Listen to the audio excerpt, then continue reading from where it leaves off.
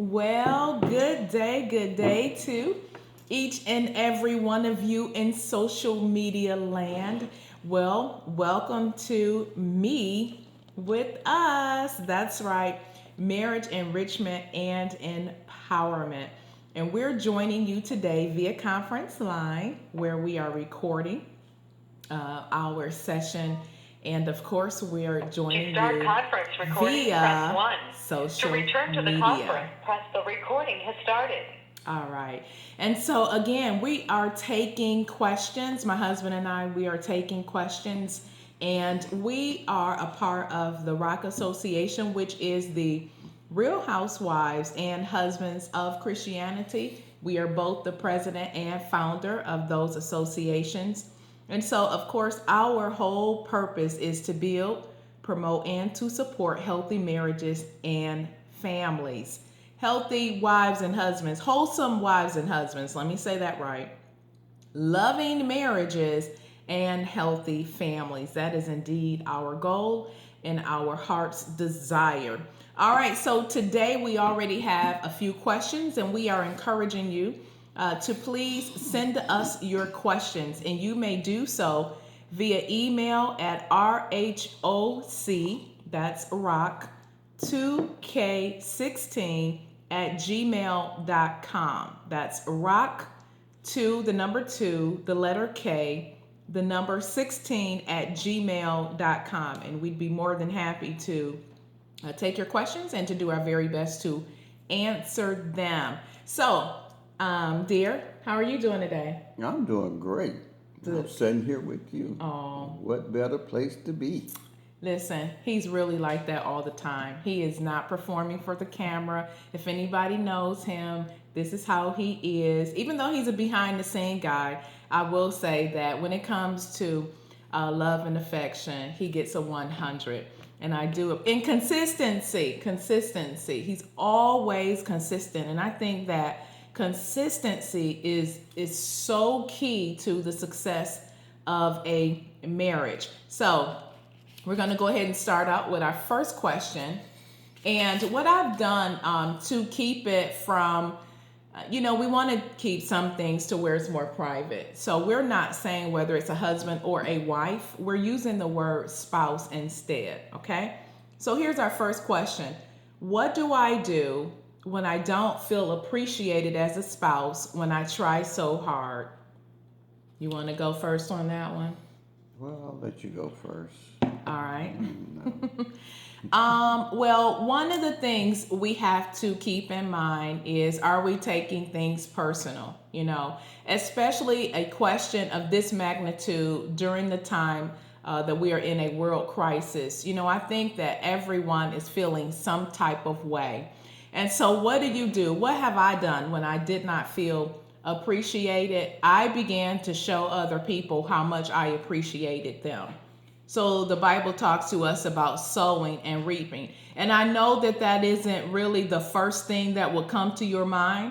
The first thing that will probably come to your mind is to let the people know that, are making you feel this way, how you feel.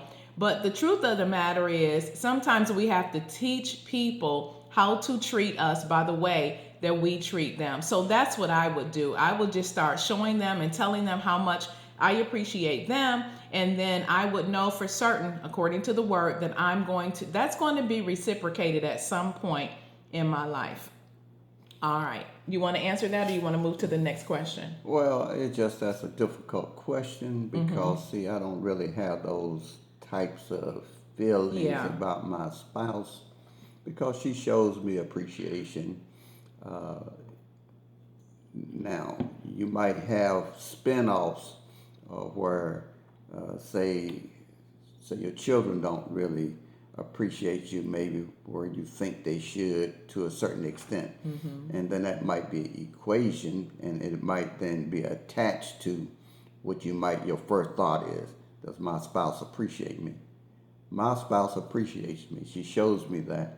And therefore, you do have to stop, pause, and don't let the devil slide in there and bring up something because you heard somebody else say, my spouse doesn't appreciate me, and then you thinking that's one of the things that's kind of a norm. It does not have to be your norm. It could be somebody else's Right, norm. that's But true. my norm Yeah. is my wife appreciates me, my spouse, and we enjoy life together. Yeah. And most of the time, discussions are outside of how we feel about each other. Yeah. And just one last thing to piggyback on what my husband just said. Sometimes you can start the conversation with how much you appreciate them. And then they will begin to share with you how much they appreciate you. And so at that point, you would know that it's just a trick of the enemy that's trying to, divide you guys. All right, very good answer, dear. Now we have our next question. Our next question is, how do I go about getting my spouse to pray with me? That's a good question, too. I'm going to Well, let you answer that one. I think sometimes it's a matter of how you phrase things. You might say, "Well, honey, are we going to pray today together?" Oh, I would just love that so much. And that will kind of have the other spouse thinking, I need to really interject that, especially me as the leader of the family. That's something that need to come from me as much as possible. But yes, we do get busy throughout dealing with life and its issues, and phone calls come in, and you might have in your mind to do it. So sometimes a reminder is not something that's a negative. So therefore, we all should be trying to work on each other, because we are keepers of one another. It's my responsibility to help her with her spirituality, as it is my responsibility to keep myself. But then sometimes that's what we are here for, to be helpers one of another. Yeah. So let us do that. Let us not try to point a finger. Let's just say it in the most loving way. Honey, I just got this. I just need some prayer today. Yeah. That has been me many times. And we're trying to remind ourselves, if we're looking down, please forgive us. We're trying to remind ourselves to look up to the camera. And so anyway, a very good answer. And I will say that the latter part of his answer has been oftentimes the way I have approached him with prayer. Yes, it's good to pray by yourself. But as couples, I encourage all couples to learn how to pray together. Now, sometimes if it's a man, he may, if he's not used to praying, with you, or if he has not really developed a prayer life, and it could be her too, okay? But men are a little different in that they like to have things together. They like to be on point, if you will. And so they may shy away from it simply because if you are the type of wife where you're praying all the time, so they may say, well, my wife know how to pray.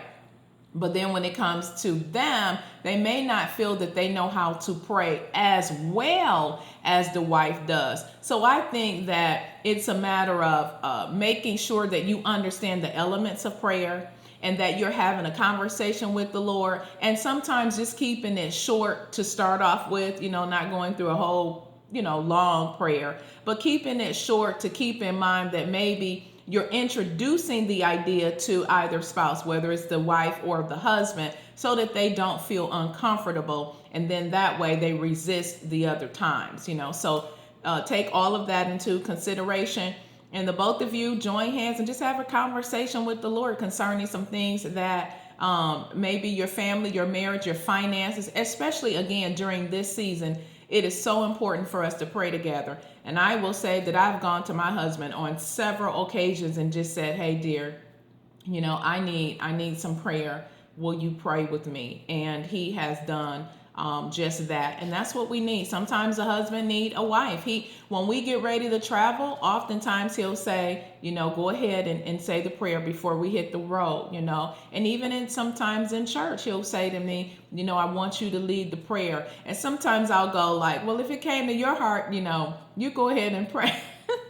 And he'd say, nope, I want you to go ahead and pray. And so I've learned, to just be obedient to the Spirit, but also, like he said, the approach. It's a lot of times, even, in marriage and relationships, it's how we go about doing things that really makes the difference. So, there you go. There's your answer. So, okay, here's another question. Sometimes I just want some alone time. How do I express that to my spouse? Now, I already know what Mr. Wonderful is getting ready to say, my sweet husband. I'm going to let him answer that first because I know what he's going to say. Go right ahead, dear. I don't like being alone from my spouse. And it just, when I just have to go Oh, to my the goodness. store, if I got to go to the office, sometimes I hint, do you want to come with me? But I enjoy being with my spouse. Yeah.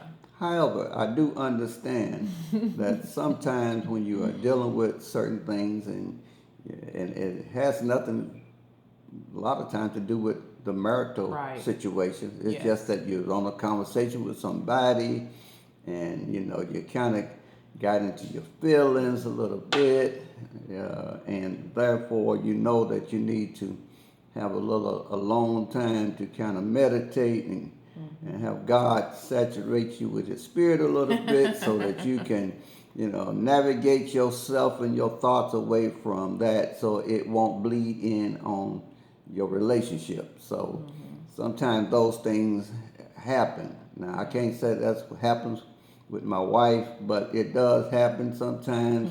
I'm saying, well, the way I just had a conversation with a client and the communication was a little sideways, so therefore I need to just kind of tip away and get my mind back so that I won't say something and I'm reacting from the conversation I had that has nothing to do with my spouse, Very good. but it might come out the wrong way because of how I'm feeling. So wisdom teaches you how to conduct over life. You should learn something in life. You should learn something not only about your spouse, but about yourself. And sometimes all things is not just the way you might envision it as being. appear to be. So let us be wise. That's another thing. God's people are wise people. So don't let the devil block your wisdom because you hear things from secular situations that do something similar to what we're doing, but they're not full of the Holy Ghost. Right. And they're not full of God's Spirit. So they come off from their way of thinking. But let us think wisely. Go away and pray in your secret closet on yourself. Lord, help me to deal with this situation. And if you know that once in a while when you are feeling that way, you might lash out at the closest person to you. It don't have to be. It might be your children or your siblings, and you might kind of lash out because you're upset about a phone call you had. So let us be wise. Yeah. And sometimes I have to think about that. I've caught myself. Thank God it hasn't wrecked things. God has been faithful to keep us showing love like we should. You can correct things in love. That's right. And that's what we should do. That's what forgiveness is about. Where someone is going to forgive you for your action, you forgive them for other actions, that we can have good relationships at all times and feel safe. That's right. With the person. Yes, I like that last part. I love everything you said, but that safe part is very good. Now, I think a lot of ladies probably feel that way, where they just need to pull away. I like the wisdom in what my husband just said, that when you know you're feeling some type of way. Now, there's a couple of different ways where you might want some time. Some time could be where you're just frustrated. And if you are frustrated, you do need to pull away so that you don't take that frustration out on others, right? To collect yourself. In addition to that, sometimes you do just need a break, and like we have two little ones. And so sometimes I'm like, okay, it's break time. But he knows that we have the two little ones. So I can call on him to say, can you sit with them for a few minutes while I go do this or go do that? Or, okay, because organization, you have to run your home and live your life by a system. And I train them, like right now, we don't have a nanny or a sitter. They're in their room quietly watching television, and they are 11 months and 19 months. 21 months. 21 months. And so we are teaching them on how to give us our time. And so you have to live a life to where you respect your own time, right? And then you develop that system and you organize your day and you plan your day and you prioritize that in your life. And that really will keep down the frustration. That'll keep down this frustration time when you know, or frustration period, because you won't have time for frustration because you have organized your life and you're managing your thoughts and you're mastering your emotions in such a way that you do not become frustrated, because the enemy comes to bring frustration, and that's when you begin to react because we are feeling some type of way. And we also need to define that some type of way, that we're feeling. But anyway, so really good answer.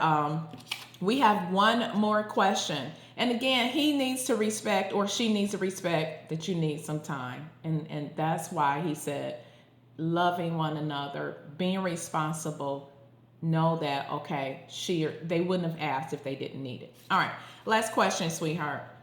Recently, my spouse had a medical scare. How do I convince him or her to take better care of themselves? Well, I think that these situations do happen in life, and we are responsible to one another. I should not do certain things that put myself so much in harm's way to where I cannot be there for my spouse and children into the future. So we do have to take care of ourselves because of the responsibilities we have. The only time you allow yourself to kind of take a risk in your health is when you are trying to help your spouse not go under because of her health issues. So therefore, a man or a husband has to put himself at risk to save her. But when he does not have to take risks to do certain things, or because he's trying to do something to enjoy himself personally, or him as an individual, he has to think that, no, I have to not elect to do what my flesh is crying for, because I have a responsibility to my spouse. So those kind of thought processes we need to have as, say, husbands anyway, that we have to take care of ourselves because our spouses do depend on us. That's kind of how it goes. Yeah. And we depend on them helping us and helping us in spiritual matters as well as just dealing in life. We are helpers one of another. I actually got a little emotional when you were answering that question and speaking about how the spouse, the man, puts himself in harm's way. He is so true to that statement. And a lot of times I see it, being different, where women are kind of putting themselves out there at risk. But the thing that made me feel kind of emotional is I remember my dad doing that. My mom was in line to be hit by a drunk driver, and my dad moved her out the way, and he took the hit himself. And it done him a lot of damage, but he said in that moment, physical damage, but he just said in that moment that he knew that if it had hit her, that it would take her life. And he felt that he could withstand the hit. And, to be in a marriage to where you are put first, you are considered first, that your wants, your needs, your desires are first. I think that most of us don't understand that, because women have made so many sacrifices for their spouses as well as for their children, because we've been kind of taught to do that.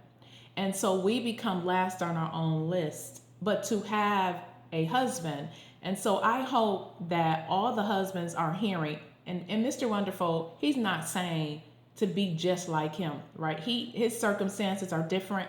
He did a lot of things as a younger man to prepare himself so that he could have the success that he desired. He could have the quality of life. He could give me the quality of life that he wanted to give me, that perhaps I desired. But he's saying that as a husband, it's your responsibility to make sure that you cover your wife completely and that she is never in harm's way in any way, not just from an accident, but from even certain types of harassment that have happened to women in the workplace. You know, her medical health, her physical health, her mental health, her spiritual health. It's on him. And while that may seem like a big deal, if God is his head, if Christ is his head, and he is her head in covering her, if he's covered, she's going to be covered, and she's going to cover the children.